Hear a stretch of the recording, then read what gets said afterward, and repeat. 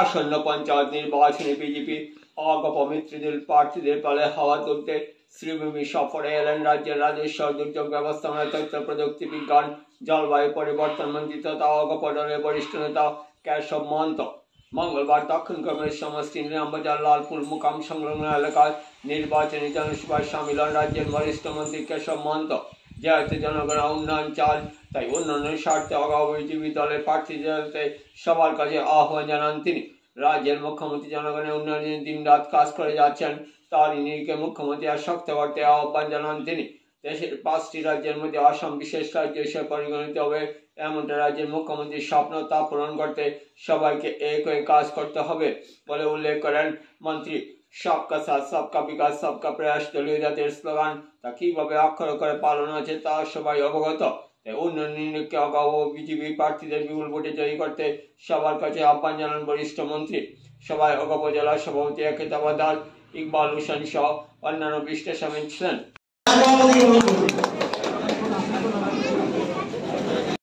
খুব ভাল ধৰণে জানিছে যে গোটেই অসমতে আমি এইবাৰ পঞ্চায়ত নিৰ্বাচনত যি আমাৰ মিত্ৰ দল ডক্টৰ হিমন্ত বিশ্ব শৰ্মাৰ নেতৃত্বত বিজেপি, এডিপি, ইউপিপিএল আৰু গণশক্তি এই আটাইবিলাক দল একত্ৰিত হৈ পেলাই আমি নিৰ্বাচনত আমি সকলোৱে মিলি নিৰ্বাচনত নমা কাৰণটো কি, কিয় মিলি পেলাই আমি নিৰ্বাচনত নামিছো? যে দিল্লীত এটা চৰকাৰ আছে এনডিএ চৰকাৰ, দিছপুৰত এটা চৰকাৰ আছে ডক্টৰ হিমন্ত বিশ্ব শৰ্মা ডাঙৰীয়াৰ বিজেপি নেতৃত্বাধীন এনডিএ চৰকাৰ। দুটা চৰকাৰ দুঠাইত আছে। এই শ্ৰীভূমিত যিটো চৰকাৰ হ'ব, এই চৰকাৰটো এতিয়া যদি বেলেগ চৰকাৰ হয় তেতিয়াহ'লে ইয়াত ৰাইজৰ কাম নহ'ব। আমি এইকাৰণে একলগ হৈছো যে এই চৰকাৰটো আমি এনডিএ চৰকাৰ বনাব লাগিব। জিলা পৰিষদো এনডিএ হ'ব, আঞ্চলিক পঞ্চায়তো এনডিএ হ'ব, গাঁও পঞ্চায়তো এনডিএ হ'ব। এইকাৰণে হ'ব লাগিব যে দিল্লীৰ পৰা অহা বস্তু দিছপুৰে পাব। ডাবল ইঞ্জিন চৰকাৰ দুইটাতে আছে।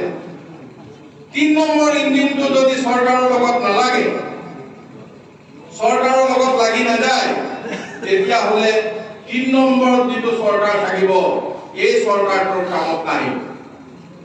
এই চৰকাৰটোৰ কোনো কামত নাহে। কাৰণ ইয়াত যদি কংগ্ৰেছ জিকে, ইয়াত যদি কোনোবা নিৰ্দলীয় জিকে, তেতিয়াহ'লে এই কংগ্ৰেছ আৰু নিৰ্দলীয়ই এই ৰাজ্যৰ উন্নয়ন কৰিব নোৱাৰে। এইটো খাটাং 100% খাটাং নোৱাৰে। আপোনাৰ ঘৰৰ কাম কোনে কৰিব? ৰেচন কাৰ্ডৰ কাম কোনে কৰিব? অৰুণোদয় কাম কোনে কৰিব? নিযুত মইনাৰ কাম কোনে কৰিব? মহিলা উদ্যমিতাৰ কাম কোনে কৰিব? মুখ্যমন্ত্ৰীৰ CM ত্ৰিপুলৰ কাম কোনে কৰিব? ইণ্টাৰভিউ হৈ আছে এইবিলাকৰ কোনে কৰিব? এইবিলাক কাম কৰিব আমাৰ এই 3 নম্বৰ চৰকাৰতে। 3 নম্বৰ চৰকাৰটো যদি 1 নম্বৰ আৰু 2 নম্বৰ চৰকাৰৰ লগত নাথাকে, তেতিয়াহ'লে 3 নম্বৰ চৰকাৰে ৰাইজৰ কাম কৰিব নোৱাৰিব। আমাৰ সকলোৱে কৈ আছে যে আমি উন্নয়নৰ কাৰণে লাগিছো, কাৰ নেতৃত্বত লাগিছো? ডক্টৰ হিমন্ত বিশ্ব শৰ্মা ডাঙৰীয়াৰ নেতৃত্বত অসমত এটা পৰিৱৰ্তন আমি বিচাৰিছো। আপোনালোকে দেখিছে বৰাক উপত্যকা, ইয়াৰ আগতে ইয়াত আমি শ্ৰীভূমিতে আহোঁ, হাইলাকান্দি যাওঁ, শিলচৰে যাওঁ, কিমান ঘণ্টা লাগে ৰাস্তা পদূলি হৈছে। এতিয়া ইয়াত অসমমালাৰ ডাঙৰ ডাঙৰ ৰাস্তা হৈছে, 4 লেন হৈছে, বেলেগ বেলেগ ৰাস্তা হৈছে। সমস্যা অলপ আছে। ইয়াত মোক আহোঁতে ইকবালে কৈছে যে ইয়াত কিবা মাটি বাৰীৰ অলপ প্ৰব্লেম আছে।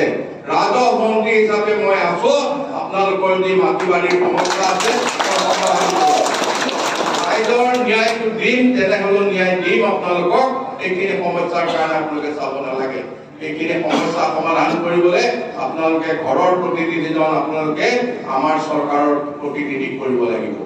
ই মেম্বাৰে হওক, পঞ্চায়ত প্ৰেচিডেণ্টে হওক, আঞ্চলিক পঞ্চায়তৰ সদস্যই হওক, জিলা পৰিষদৰ সদস্যই হওক। এতিয়া আপোনালোকে ভালকে জানে যে য'ত ইয়াত হাতীৰ চিম্বলত উঠিছে তাত ফুলৰ চিম্বল নাই, য'ত ফুলৰ চিম্বলত উঠিছে তাত হাতীৰ চিম্বল নাই।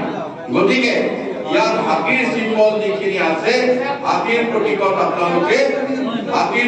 আপোনালোকে অহা 2 তাৰিখে ভোট দি আমাৰ এই কালিগঞ্জ জিলা পৰিষদৰ সদস্য ফাতেমা বেগমক বিপুল ভোটত আপোনালোকক জয়যুক্ত কৰিবলৈ অনুৰোধ জনাইছো। ঠিক তেনেধৰণে আমাৰ কাউন্সিলাৰ 3জন কাউন্সিলাৰ ইয়াত উপস্থিত আছে। আঞ্চলিক পঞ্চায়তৰ সদস্য 3জন ইয়াত উপস্থিত আছে। হাইদৰ খান উপস্থিত আছে, আব্দুল ফজল উপস্থিত আছে আৰু সাহাৰুল আলম উপস্থিত আছে। আমি আশা কৰিছো যে আমি আটাইকেইজনকে আপোনালোকে বিপুল ভোটত আপোনালোকে ভোট দি জয়যুক্ত কৰিব। আমি আশা ৰাখিছো, এইকাৰণে আশা ৰাখিছো কাৰণ উন্নয়নটো আমাৰ এবাৰ মূল মন্ত্ৰ। আমি উন্নয়ন কৰিবলৈ বিচাৰিছো। উন্নয়নত বাধা দিব পৰা কংগ্ৰেছ আৰু নিৰ্দলীয় নিদিব। তেওঁলোকে উন্নয়নত আপোনালোকৰ বাধা দিব। আপোনালোকৰ আহিব লগা বস্তু ৰাস্তাতে ৰৈ যাব। কেনেকে ৰৈ যাব? তেওঁলোকে নিজে আনিব নোৱাৰে, তেওঁলোকে সেই চৰকাৰৰ ওচৰত যাব নোৱাৰে। গতিকে উন্নয়নত বাধা দিয়া সকলো কংগ্ৰেছ উচ্চাপ কৰি ইয়াত এজিপি বিজেপিৰ প্ৰতিনিধিক আপোনালোকে নিৰ্বাচিত কৰিব, এই আশা কৰি মোৰ বক্তব্য সামৰিছো। ধন্যবাদ। জয় অসম, জয় অসম, ভাৰত মাতা কি জয়, জয় অসম, জয় অসম।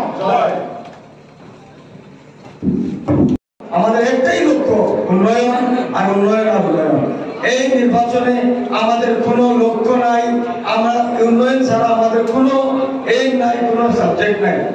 নির্বাচনে আমরা দেখতে পাচ্ছি যে কংগ্রেস একমাত্র সাম্প্রদায়িক ইলেকশন খেলছে।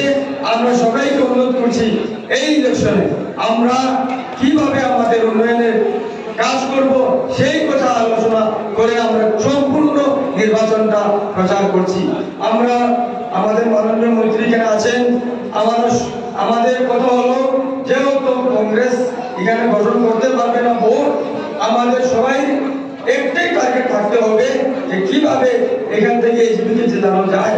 কারণ এই যে যারা কংগ্রেস থেকে জিতে এরা কোনো ভবিষ্যৎ নাই, এরা শুধুমাত্র ভোটের জন্য লোকদেরকে, আমাদের মুসলমান সমাজের মানুষকে আবেগিক করে ভোটটা নষ্ট করার চেষ্টা করে। এদের টার্গেটই হলো ভোট করে আবার নিজের সুবিধা দেখে দল পাল্টি করা।